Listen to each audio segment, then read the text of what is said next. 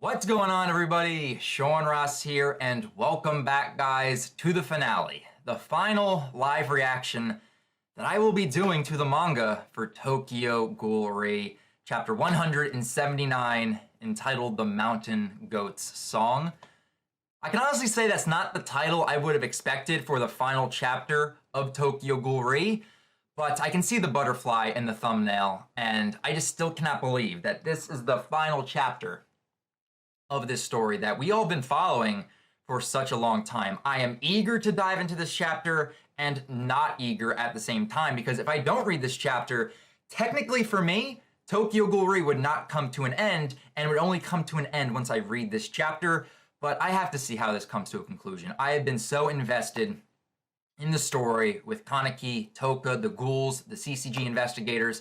I want to see if Ishida can provide to us a satisfactory good conclusion, because I even went back to Volume 1, Chapter 1, just to reread that first chapter that got us hooked into Tokyo Ghoul, when Kaneki stated at the very end of that chapter, if you were to write a story based on my life and make me the main character, it would most certainly be a tragedy.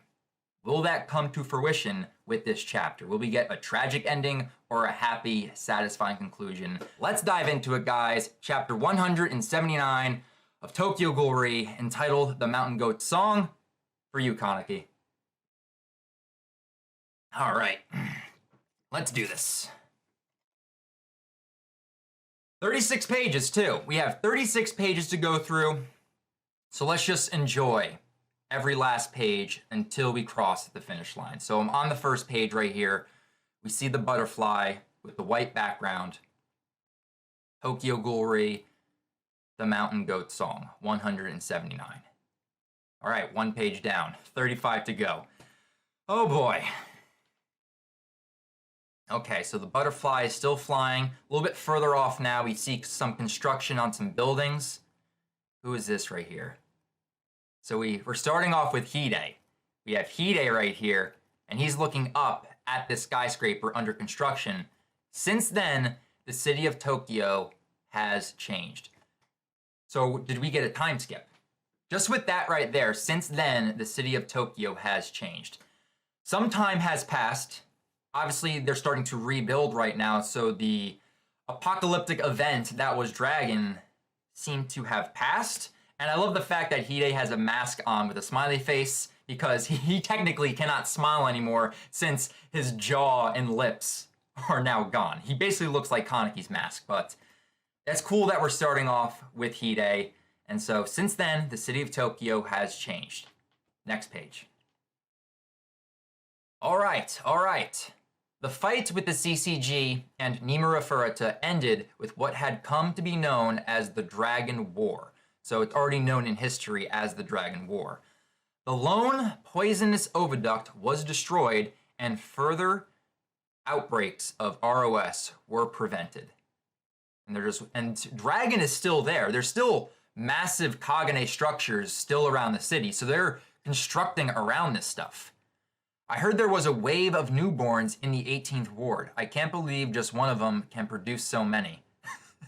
Someone got busy. Who could that be?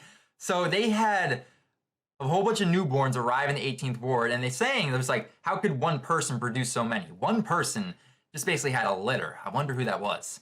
However, the remaining oviducts across the wards continued to give birth to the non-poisonous type of bastard child, which ceaselessly attacked the city's inhabitants. So they still had to deal with those. They were named Dragon Orphans and became a common enemy of both man and ghoul kind. Tokyo CCGs was disbanded, and a new organization, the TSC, Tokyo Security Committee, was formed. Half of its members are former CCG officers. Good work out there, you too. So we see Hide passing some investigator, now of the TSC. And even now, 6 years later, the battle continues. So they are still fighting back against these dragon orphan monstrosities, but 6 years have passed. How old was Kaneki again, basically by last chapter? I think he was like 23, 22, 23, around maybe even 24. So does that mean they're around 30 years old now. At least Kaneki is. Toka's around maybe 28. Wow, 6 years have passed. So yeah, we did get a time skip for the final chapter. Okay. Oh man, this is crazy. The finality is still setting in for me that this is the last chapter I will be reading on a weekly basis for Tokyo Ghoul. Craziness. And even now, 6 years later, the battle continues. Who is? That's Marude? Oh my god. His hair looks so, like, a little bit longer, but not too much, but he ended up growing out a goatee. He looks so tired. He looks so tired. There you are, Nagachika. We were waiting on you. My bad. Itsuki Marude, TSC Director. Itsuki Marude, having captained Division 2 of the CCG for many years, was appointed the director of the TSC. And I believe that was his, like, right-hand man. I think that was his subordinate, kind of. Got worse, his eyes. So he's got, like, layers. He's got those lenses. So, Katsuya Mabuchi. Yeah, that was his subordinate. TSC Chief Informant Officer. The position of Chief of the TSC's Information Division was given to Marude's aide.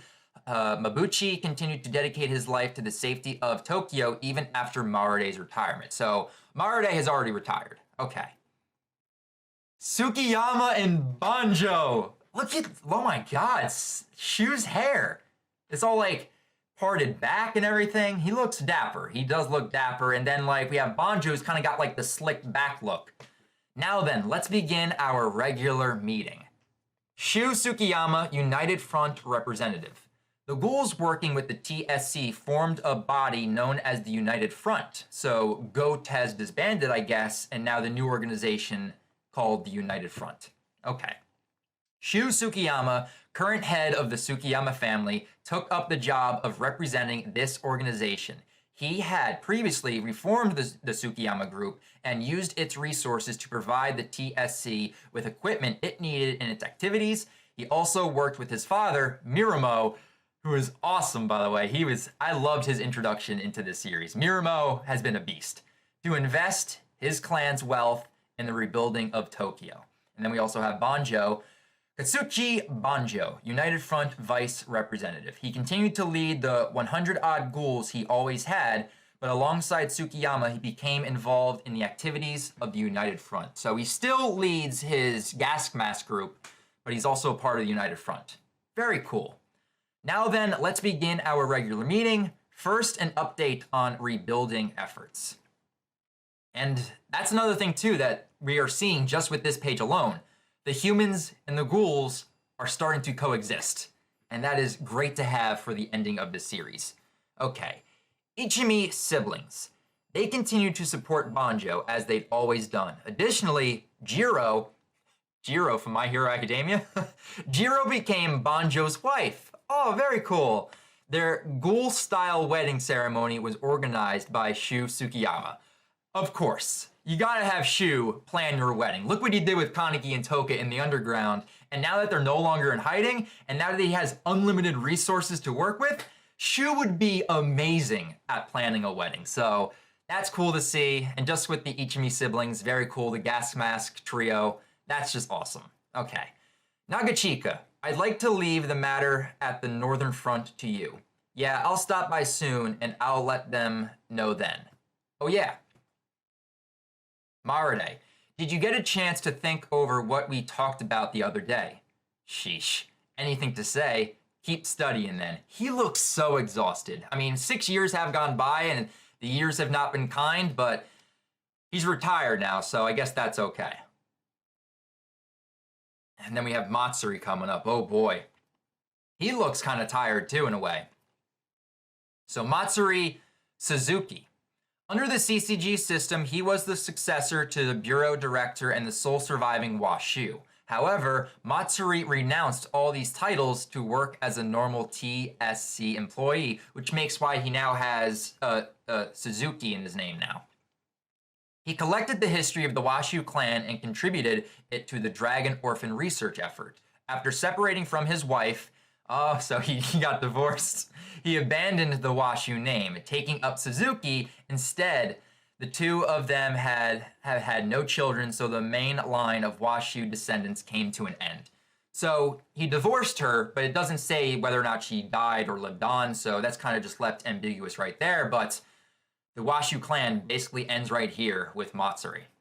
Okay, the TSC is assembled now, so I think it'll work out. And then there's Kyoko, the goddess. Kyoko Ora, she became chancellor of the TSC's Peacekeeper Academy and dedicated herself to the education of younger generations. She remained single all her life. Oh, poor Kyoko. Can I offer? I'll marry her. she was just so dead. I don't even care about the lengths. Just give her someone to love her. Oh, that's a shame. But as long as she was happy with her life, I guess that's okay. And then we have Kuri Ui, Ui boy. Oh dear. Who's calling out to Ui? Mugen shaved his head. What is he, a monk now? Long time no see, Mugen. Mugen to Nakamura took the cloth, so he's a monk now. He has become one with higher mind. Mugen, my boy. Oh my god. Everyone's getting the resolutions right now. Is this chapter just gonna be all this? Because this is gonna be a long-ass live reaction to this chapter. Okay. I see, you really did take over your family's temple. What brings you here? So he did come from a line of monks. Okay. That makes a lot of sense, actually. Boy, I suppose just the caring heart of a monk. I want to help protect the professors to our academy. And he's like going like this to Ui. So basically you just have nothing to do. And here we have, what the heck is that? Kui Ui, as the vice chancellor of the TSC's academy, he taught the peacekeeper candidates battle techniques. I'm sorry, but I'm pretty busy. There's been a violent incident in the 4th. What is this? He was a teacher of the TSC's development branch, but was stabbed to death by one of his students. Who stabbed him? Who stabbed him? Incident, yes. An incident indeed. My. Is this someone new that came and stabbed him? Or is this someone else? Because, was this the guy that tortured Jason? I can't remember off the top of my head if Gumasa Togake? It might have been him. I'm definitely going to go back to volume 5 of Re just to make sure on that, but maybe this was the guy that tortured Jason. Next page. If he'd decided to go into the teaching profession, I'd have been saved this trouble, but are you meeting up with the Harako boy? Occasionally, Kuramoto and I go. So, Take Harako, what's going on with him? He's got a dog by his side, so is he retired? He was asked to be the vice principal of the academy, but he flatly refused. He looked after his grandparents until they passed away. Afterwards, he chose to lead a normal life in the private sector. He sometimes met up with Ui and Ito. He didn't tell them exactly what field he'd chosen, but according to Ito, he works at a funeral home. Okay, very nice for Harako. Kuromo, do you think you'll get promoted after this? Not to associate special, no. But if and I do, I'll treat you rascals to some grub. So, Kuramoto Ito. He left Tokyo, transferring to the Kansai branch of the CCG, probably like TSC, because the CCG got disbanded. As a first-class investigator, he works with his underlings to deal with ghouls. He also enjoys practicing his terrible Kansai accent. So probably like a Japanese thing. But cafeteria food is free, boss. Oh, Fura. Okay, what's going on with Fura? This was the guy that was always with Arima in the Jack comic. He remains in the TSC and in active duty. He became known for his reliability, and at the age of 41, he was promoted to Associate Special Class. With the help of his wife and daughter, he managed to quit smoking. And what does it say? Taishi, stop! Maki, I will. So he quit smoking. Very nice. Also, we visit Arima's grave from time to time. Fura comes with us. Mugen, if you've nothing to do, help us. We need teachers. It's tempting, but... And then we have the Okahiras. In the dawn before the founding of the TSC, they used the stabilizers they stole from Kano to prolong their lives and work for the TSC from the shadows. So these were all the people that died and got resurrected by Kano. Okay. It's tempting, but... And who is this killing the dragon orphans? Well, I'll think it over. Please, we'd love to have a priest with us. Is this Almon? So... Oh, the whack-a-mole operations, I think, because this is in the underground, it looks like. Squad captain, Yusa. Ooh, Yusa Arima looking nice. Looking very nice. And that's Urei. Wow, he looks a lot like Black Reaper Kaneki right there. Very cool. I like this shot right here. So first-class peacekeeper Yusa Arima, the sole survivor of the Zero Squad. May the other members rest in peace. It seems they're becoming quite active again. And then Associate Special Class Peacekeeper Kuki Urei. He got that promotion, and he looks badass. So we're getting to see the QS squad now. Dragon Orphans are heterogamous. They evolve at an incredibly fast pace. Outwardly, they look relatively human and possess the intelligence of a 5-year-old. Recently, leader-like individuals have been seen, so they are continuously evolving, which makes taking them out a little bit harder for the peacekeepers. A long time ago. So both of you get all the credit again? Y'all are too fast. Who are these characters? They don't look familiar. It is believed that something like the Dragon War happened, which gave rise to the ghoul species itself. You guys go on ahead. I'm going to go see Shirazu. Is it his grave, or is he alive? So Yusa's going to go see Shirazu. Okay. And that's another thing I just noticed too. Yusa's hair is turning white, just like Arima's, because he's aging rapidly. I'm not sure if that's going to, that's been halted at all, but I think he's going through the same process that Arima did, because he had black hair 6 years ago, and now he basically has white hair. So that's just something I just noticed with Yusa. Okay, you guys going ahead. I'm going to go see Shirazu. Okay. What looks like you arrived before me. Hiru. Oh, Hiru! This is Shirazu's sister! Urei. So they're visiting Shirazu's grave, so he did not get resurrected. I'm okay with that. If a character needs to stay dead, I guess it had to be Shirazu. Hiru Shirazu, Shirazu's little sister. She has been hospitalized. She had been hospitalized with ROS. Very cool. How are you feeling? I don't have to keep going back to the hospital anymore. If I keep taking my medicine, I'll be fine, they said. I see. And Urei and Hiru are both paying their respects. Urei kept his promise. That is so nice to see. Wow, Urei's development throughout this series, going from the scumbag that everyone hated at the beginning of Re, look where he's come now. Amazing. I love what Ishida did with Urei's character. Possibly my favorite member of the QS squad at this point. Urei's just awesome.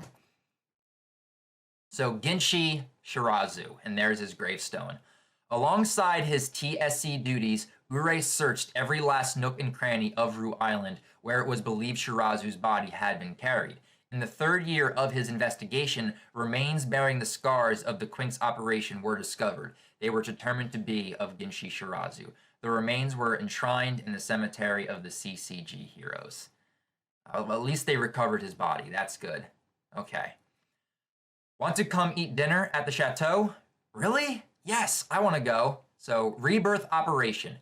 Hiru Shirazu's ROS was in remission. Urei, Yonobayashi, and Mitsuki had covered the cost of her treatments. Cells harvested from the Dragon Orphans allowed for the development of a rebirth operation. It saved many heretofore intractable cases. So they cured ROS. So that's cool to see. And then we have Suzuya's squad coming in. Let me know if the wave moves at all. We're ready to engage them at any time. So Suzuya squad, the S3 squad led by Suzuya was transferred in Toto to the STC. They made a name for themselves as the most powerful peacekeeping squad in the force. I have no doubt in my mind that they are the most formidable squad out there. Suzuya. And here we have Hanbi. Special class Shinohara. He's... Whoa, wait a minute. Shinohara's awake. He woke from his coma. They ran back. Oh my god. He woke up. Suzuya. Mr. Shinohara. Juzo, is that you? Wow. Holy shit. Shinohara woke up. Juzo's getting closure with this. Oh, he's about to cry. Shino.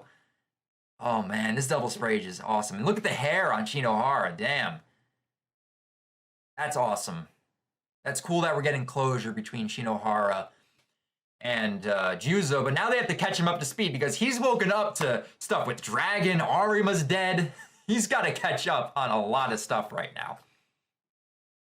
The development of the rebirth operation was the greatest blessing of the Dragon War. Thanks to it, even patients that had all but zero chance at recovery were saved. And speaking about Shinohara, and Juzo just drops to his knees and he's so happy. He's crying with joy that Shinohara is now awake. That's awesome. And oh my god, I love the way this is designed because it basically makes him look like he has white hair going back to part 1. Maybe this is a shot from part 1. I love this. Juzo Suzuya, he continued to protect the city of Tokyo as the Dragon General, the leader of the TSC's forces. His achievements and abilities made him known and respected as one of the finest peacekeepers ever. Oh, that's cool. And then everyone from his squad. Miyuki Mikage. Along with the other members of the Suzuya squad, he involved himself in TSC duties. He took independent research he had conducted during his time at both the CCG and the TSC and published it as correlations between lunar phase and RC cell activity. Going back into his love with space, it contributed greatly to the science of predicting dragon orphan activity. Okay. Keijin Nakaeri. Involved himself in TSC duty, supported the Suzuya squad as Vice Dragon General. After being severely wounded in the fight with Shikurai, he was forced to leave behind life at the front lines. He joined the academy as a professor under Chancellor Kyoko Ora, and eventually grew to be feared by his students as Demon Nakeri. Okay, so Mizo Tamaki, along with Abara, he immersed himself in TSC duties. He married a woman working at the TSC offices. At Abara's urging, he left the front lines and began to support the squad in an administrative capacity. And then Hanbi Abara. He spent his life as the right hand of the Dragon General. Very nice. And then Shinohara right here. He had spent many years in a vegetative state, but with the development of the rebirth operation, he achieved a miraculous recovery. Following the dissolution of the CCG, he did not officially participate in TSC business. However, he remained a friend of Dragon General Suzuya and Marude and the others, and by offering words of advice and the like, he supported the TSC from the shadows. That's a good role for Shinohara. Well, this isn't good. My hair's gone white. Don't need to worry about your hair. At least you're awake, Shinohara. In addition, time for food, you brats. Do not tell me Naki and Mizu married. Oh, they have kids. Oh my god. Naki. He worked with Tsukiyama and the others as part of United Front. He was also involved in the education of ghoul orphans and ghouls that wish to one day fight at the front lines. He had 9 children with Miza. Man, they bred like rabbits. And then Miza. He worked with Naki and the others as part of the United Front. Her 9 children, 6 boys, 3 girls, are as follows. Oh my god. Shiro, Nagi, and Nage, and they're twins.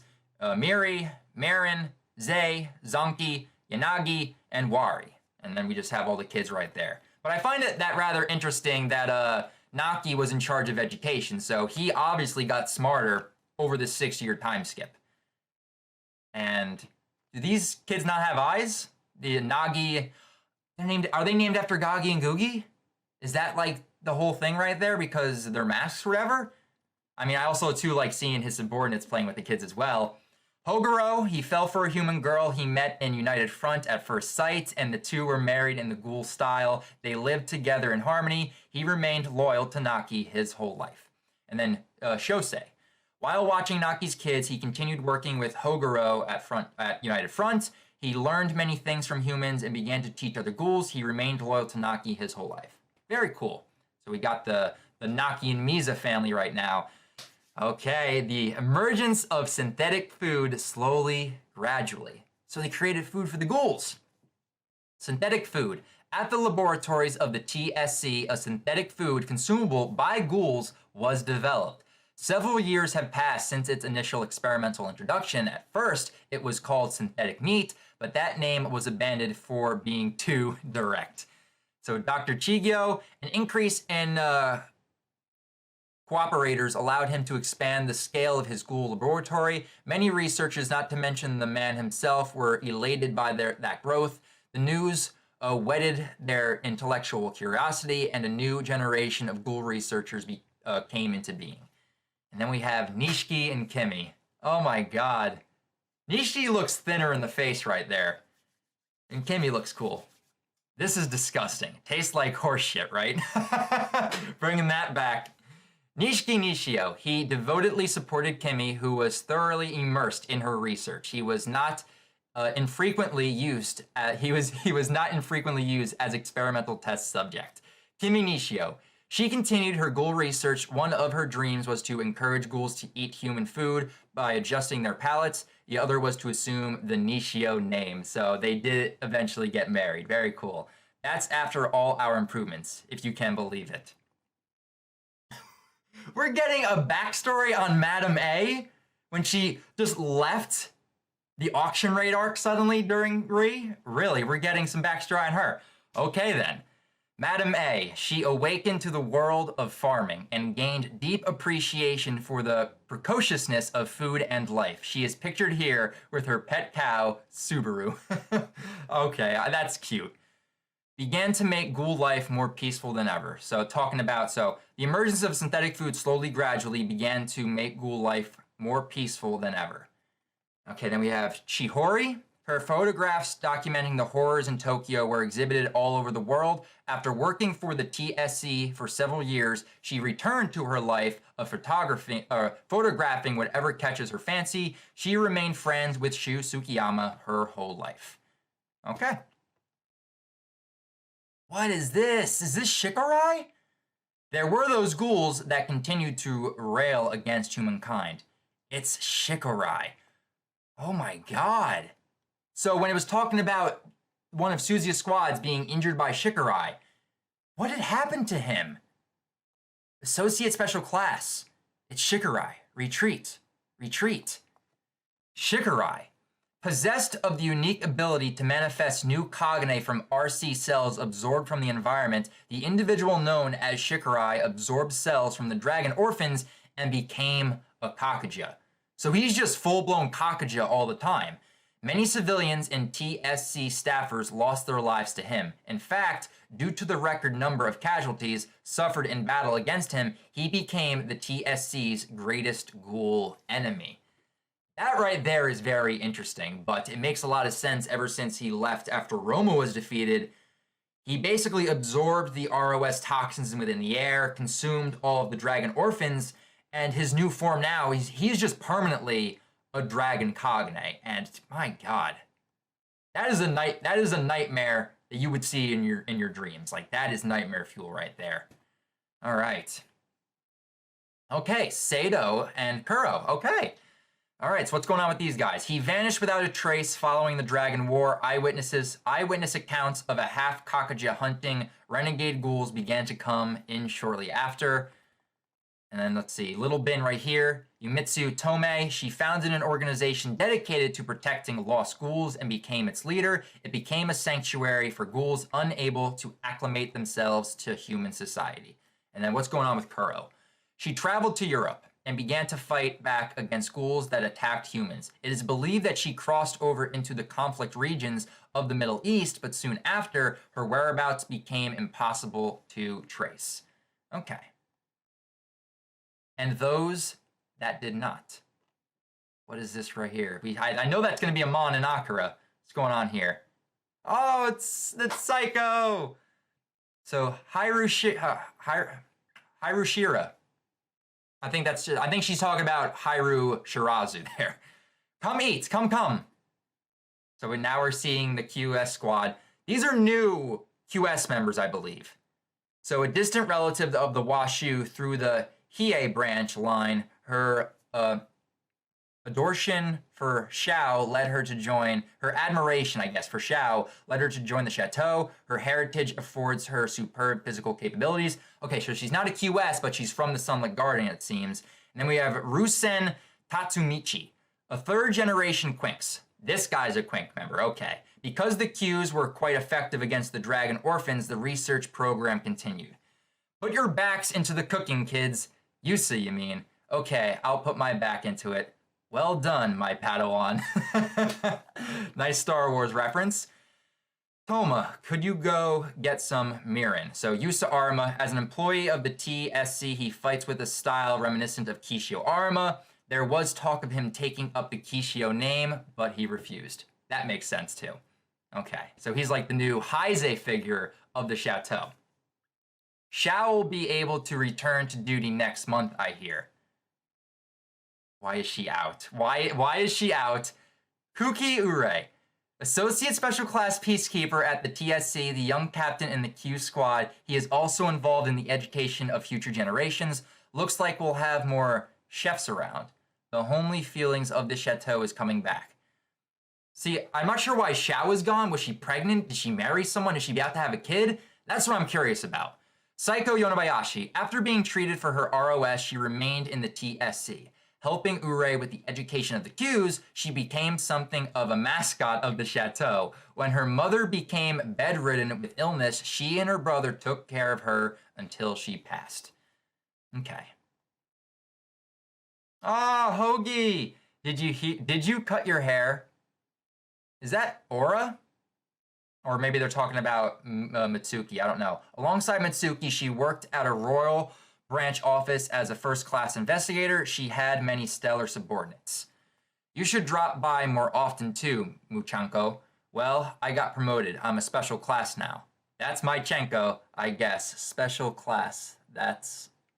I'm still just. By the way, Mamon's kid is so big. Oh, God. So they gave birth. Toka gave birth. Mamon and Toka, Kaneki and Toka had their kid. So let's see what's going on with Mutsuki. Chose not to remain in the TSC and instead left for the Rural Branch office with Hoagie and Aura. Climbed to the rank of Special Class Investigator. So nothing too bad right there. We didn't really get too much, I guess, finality between her and Kaneki, but what are you going to do when this is only the final chapter? We're getting a lot of wrap-up right here. So Toma Higemaru, involved in education of future generations, contributed to strengthening the relationships between the TSC and the police and fire department. Do we even see Higemaru at all in here? I don't think we even saw Hige once. So here's Aura. Alongside Mitsuki, he left for work in the countryside. He loved his Aunt Kyoko his whole life, him and his aunt complex. And then Xiao. She was deeply involved in her TSC work, but her physical health worsened at 26. Well, she was from the Sunlit Garden. Never mind. That makes a lot more sense. And she had to retire. While being treated, she cooperated with research efforts to understand the short lifespan of half-humans, exactly, and soon after she returned to the field working in an administrative intel-related capacity. So the research going into Xiao and Yusa Arima's rapidly aging, so they end up finding a cure for that. So that's very nice to know. And then we just have all the pictures. Shirazu and Ure. I like these pictures are awesome. By the way, Mamon's kid is so big. And so you went again? Huh, Yonebayashi? You should come too, Uri. Of course Yonebayashi would go to visit all the time. Of course you would. So we have Hide walking, and we have Ayato and Hinami. Yo, Ayato, Hinami, Nagachika. Hello. What you up to, you two? Nothing, just going over to his place, and he wants to visit his niece. Bah, I never said that, you idiot. Baka. I never said anything like that, Baka. Ayato Kirishima. Involved with United Front as a peacekeeper, he commands difficult operations at high altitudes and uses his superior leadership skills to work towards the elimination of the dragon orphans. Hinami Fuguchi, she teaches reading and writing at United Front School Orphanage. She often asks Ayato to come shopping with her at suburban malls and the like. These two have to be dating. Like, come on now. Like, they just fit so well together. But I also like the fact, that, Hinami's teaching reading and writing, much like Kaneki taught her, to the other ghoul orphans. And it's nice to know that Ayato did, in fact, survive from, the ghoul dragon onslaught from a few chapters ago. So, nice to see he's still alive. Want to come with us, Nagachika? Yeah, I was just thinking of heading over there myself. So, they're going, uh-oh. Kuriowa and Yoriko. Little kids really are cute, huh? Ayato, why are you asking me? Teehee. Quit laughing, Hinami. So, she's dropping hints. She's dropping hints to Ayato. It's like, come on, Ayato, let's have a kid together. Oh, that's funny. They're gonna get together. So let's see what's going on here with Kuriowa and Yoriko. After having one child, he became involved in TSC work. As Urei's best friend, he often supports him. So now these two are BFF, they're best buds. That's cool. Be careful, Takeomi. And then for Yoriko, while taking care of her son, she continues her hobby of bread making. Okay. Wait a minute. How is he alive? How is he alive? How is Kuriowa Sr. still alive? I thought he died. Before the Dragon War, he was hospitalized, but after his neck healed, he became one of Marade's advisors. This man is tougher than steel. How is he alive? Kuroiwa Sr. No one died, like, after Kaneki and Toga had sex. Like, we've had no deaths.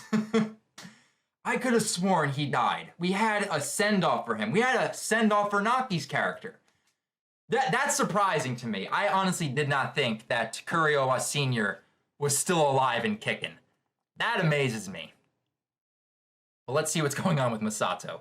She joined the TSC to support the recovered, support Kuriowa Sr.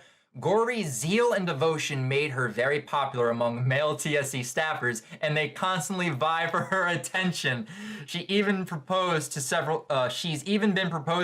times, but the matter's been tabled each time because they aren't Amon. She had her eyes on Amon, and no one can live up to him, honestly, but that's funny. I love the fact that she's having all these male investigators now fawning over her. That's really cool. Way to go, Masato. Oh my god. Yomo has braids in his hair, has ribbons. Is that Kaneki and Toka's kid? It's a girl, right? That's a girl. So Yomo gets to be the uncle that he always wanted to be. No, granduncle. He's a great uncle. What am I saying? He's the uncle to Toka and Ayato. He gets to be a great uncle to whatever this child's name is. So we have Hide, Ayato, and Hinami stopping by. Yup, you guys caught me at a bad time. Ayato, Renji. He's playing with his grand niece. So let's see what's going on right here. Uta, okay. He pursued many hobbies, including thinking up ways to attack Yomo, mask design, and silvercraft. As long as Yomo was alive, he lived with joy in his heart. Still getting ambushed. Uta, you mean, yeah? If you need my help, just let me know. We should probably clobber him again, to be honest. Yeah, so they're still scheming behind the scenes. These people never change.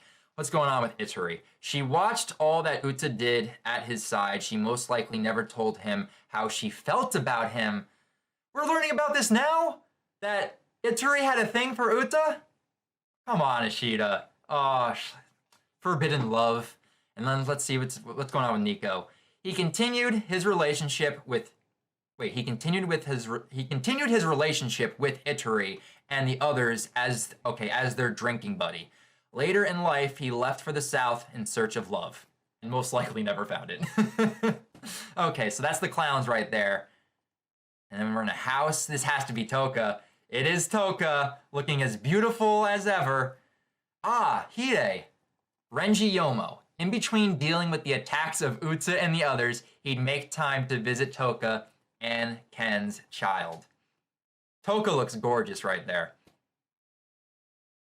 And everyone's coming to visit. We have everyone up there. Tsukiyama, Ure, Saiko, Nishiki, and Banjo. Dear, dear, we just happened to run into each other and ran into each other. Yo. Oh my god. Oh my. Who is this little princess? So it is, in fact, a girl. Oh my god, this is great. Don't drop her. Is that Nishiki saying that? Shoo! She's grown prettier yet again. Oh, that's adorable. Mama wife, this is from Muchan. So from Mutsuki, an apple. Our girl loves fruit. Oh, she can eat normal food. Okay, very interesting. Much like Eto, which makes a lot of sense. That is cool to see. Our girl loves fruit. We've got to go thank Toru. Right. So, okay. They've made up in a way, I think, but I still think she's kind of distant a little bit, but I think they're on good terms right now. This is I can just see the feet right now. This is Kaneki walking from the shadows. He's got to be alive. This has got to be Kaneki. Let's go. Turn the page. There he is. Look how happy he is. And his hair, he got a haircut. Thank God. His hair was getting a little long, much like me. Oh, everyone. And what's with the mark on the left side of his face right there, on the right, if you're looking at him here? The world continues to change. Why does he have that? What is that? Ken Kaneki. After suppressing the dragon thread, he almost drowned in its turbid bodily fluids, but was dragged out by Ayato Kirishima. I said that in my last chapter review. That was most likely going to be the case, and I'm glad that we actually got that confirmed. Ayato saved Kaneki's life. Good man, Ayato. Surviving what otherwise would have been certain death, he returned to his friends virtually in pieces and spent 2 weeks after the operation sleeping. At the moment, he works in collaboration with the TSC and United Front. Wait a minute. He returned in pieces? And he spent 2 weeks after the operation sleeping. What does it mean in pieces? Did they have to like sew him back together and allow his body just to like regenerate around itself? And he was spent sleeping for 2 weeks. All right then. But this panel right here, Kaneki and Hide, I like that. Marude told me to tell you that he needs your help again. You don't always have to, you know. It's okay. I want to. Hide. Do the things I said bother you? Even if I'm at peace with what I've done, there are certainly those who are not. Yeah, based on what he did, you know, especially to Hide's face. You know, I still think about it, about whether this world got better or worse.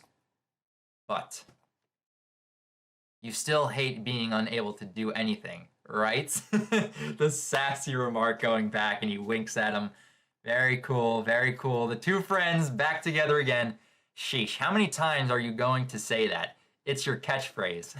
And is he touching his chin right there? He looks like he's touching his chin right there. Okay. And then let's read this with Hide. Hideyoshi Nagachika. In elementary school, he lost his father, a ghoul investigator. Interesting. Really? A ghoul investigator. His father was a ghoul investigator. I guess that explains a lot. But then again, we never learned anything about Hide's family, so his father was a ghoul investigator. Okay then. And lived in their facilities. He was eventually taken in by adoptive fathers. He met Ken Kaneki not long after. So he was adopted by a gay couple. Okay, very cool. So he was adopted by 2 guys. Very cool. But we never got to see them, though. In elementary school. Okay. All right, so the most we've ever learned about Hide's character got explained to us in the very last chapter. His father was an investigator that lost his life, and then he was adopted into a family of two fathers. Kind of wish we got to see his family life just a little bit. That would have been very interesting to see Kaneki and Hide hang out at his house, just to see that. That would just be very, very interesting. Come on, I don't say it that much. I know you just repeat it to yourself and stuff when I'm not around. I've only said it like 2 or 3 times. Really? Maybe 4. No, Kaneki, you said that plenty of times. He made use of his experiences with the CCG and TSC by traveling the world to speak about the work of United Front and spread the word of peace. Take it easy, okay? You too, Hide. Okay, see you. He remained friends with Ken Kaneki for the rest of his life. I would hope so. I mean, he survived this long. You're going to fall. Mama, Papa. Yes. Do we have the reveal of this child's name yet? And we have the double page right here. What a beautiful day. At the end of the tragedy, you get a clear blue sky, and we have Kaneki, Toka, and their child, their daughter. Toka looks pregnant there. Could they be having another child coming along? She's like holding her belly in a way. Are they expecting a second child? I'm writing it off with the teacup, and that's the end. Very cool. Okay. Thank you all for almost 7 years of support and encouragement. The final volume will go on sale July 19th. And we ended off with the teacup. All right, then. And that is the end of chapter 179 of Tokyo Ghoul. Let me just go back real quick. I want to see if we actually got the reveal of the daughter's name, because I don't remember seeing it. Okay, so no, I don't actually see the name or reveal of Kaneki and Toka's child's name, but that is the end of the chapter, guys. This was a long reaction. This was a lot of content to go through, but I wanted to take my time with this because it's the final chapter that we will be reading on Tokyo Ghoul as a whole. But we got a lot of closure with a lot of characters, a lot of plot points kind of, came to a close, tied up, came to an end. Nothing about Eto in this chapter. We didn't learn anything about Eto, at least from what I saw. I could be wrong, but yeah, that is my live reaction, guys, to the final chapter of Tokyo Ghoul. I just want to thank you guys once again for following me for over a year covering Tokyo Ghoul, back in chapter 106 up until now throughout Tokyo Ghoul. I loved this series, and this is the reason I started the channel. So just thank you guys for your support. Thank you for the comments, for the likes, getting to discuss the series. It has been a blast, but that is going to be it for the live reactions to Tokyo Ghoul. My review, it's going to be my last review of the series, but I'm going to try to get it out by Wednesday because there's just a lot of stuff to cover. It might just be like a very nonchalant, very relaxed review, just talking about, once again, what we got in this chapter, because I kind of feel like this live reaction is enough, but I feel like just doing one more Tokyo Ghoul related video on a week-to-week basis before next week I wake up on a Monday and there's going to be no new Tokyo Ghoul chapter. But before I sign off, guys, there is one person in particular that we definitely need to thank for this series, a series that we have been reading week after week thanks to his hard work and allowing us to step into this world with these characters for the past 7 years. Ishida. Thank you, thank you, thank you. We don't know what you look like, but I just want to say you provided us with such an amazing series that you just presented to the world to read, to dive into the tragedy. We had good moments, we had bad moments, but it's the characters, the world, and just your overall story that we fell in love with. Getting to see Kaneki go on his journey, interacting with all these characters, going through the good and bad moments, but these past 7 years for some, for me, 3 to 4 years after discovering this series, I think I can speak for me and everyone else that came to love this series that you provided us. All we can say is thank you for just allowing us to step into this world that you created and allowing us to fall in love with the characters that you created. Thank you, thank you, thank you. So thank you guys once again for following along. I want to hear your thoughts down in the comments below. And if you guys want to learn about what's going to be going on in the future of the channel and what else I cover, you can always follow me on Twitter. A link to my Twitter account can be found in the description below. But I'm going to be taking a little break. I'm not going to have something fill the Monday spot that Tokyo Ghoul has had, but I think I will eventually add something to take Tokyo Ghoul's spot. I just got to find what that is. But thank you guys once again. I will see you guys next time.